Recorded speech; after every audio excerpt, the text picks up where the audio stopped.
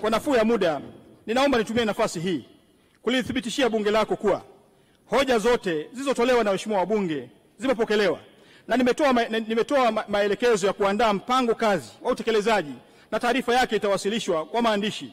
Niwahakikishie waheshimiwa wabunge kuwa tunathamini sana michango yao na kila hoja iliyotolewa itapatiwa majibu au ufafanuzi. Ndio maana tunasema tumewasha mwenge, si mwenge wa siasa tupu, bali ni mwenge wa dhamira, mwenge wa matumaini, kwamba hakuna mtoto anayepaswa kukatishwa masomo kwa kukosa dawati.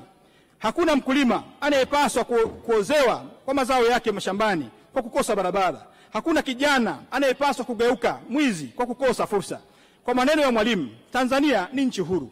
Tutatetea bila hofu haki yetu ya kufanya maamuzi yetu wenyewe kuhusu taratibu wetu wa kujitawala. Na TAMISEMI kwa niaba ya serikali ya 6 tupo mstari wa mbele kutekeleza dhamira hiyo. Waheshimiwa wabunge, ni nani anayetaka TAMISEMI kuwa gulio la kisiasa badala ya kuwa chombo cha mabadiliko halisi? Kama alivyosema Mwalimu, CCM isiyo na itikadi itakuwa ni soko huru la wanufaika la wanaotafuta vyeo. Hali kadhalika TAMISEMI isiyo na dira itakuwa ni orodha ya mafungu ya bajeti na taasisi na si mabadiliko. Leo si tu tunahitimisha hoja ya kibajeti, bali tunaanza ukurasa mpya wa utendaji.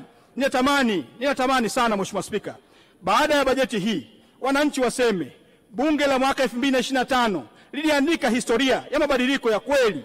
Tuwashe mwenge huu, tuwashe kwa wengine. Tusikubali mwanga huu uzimike kwa sababu ya hofu, uzembe au ukosefu wa dhamira. Mheshimiwa Spika, ninapenda pia kutumia nafasi hii kutoa maelekezo mahususi kwa wakuu wa mikoa na wilaya wajikite kikamilifu katika kulinda amani, mshikamano wa kitaifa na ufanisi wa utendaji wa serikali katika maeneo yao.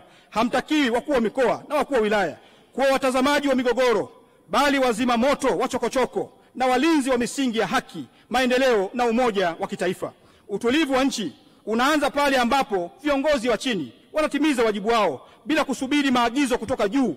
Tuwashe mwenge wa ulinzi wa jamii, tuzime cheche za migogoro midogo inayoweza kuwa ni moto mkubwa katika taifa hili. Mheshimiwa Spika, sasa ninaomba bunge lako likubali kuidhinisha makadirio ya mapato na matumizi kwa mwaka 2025-2026 yenye jumla ya shilingi trilioni 11 bilioni 782 milioni 984,202 kwa ajili ya ofisi ya Rais TAMISEMI na taasisi zote zilizo chini yake.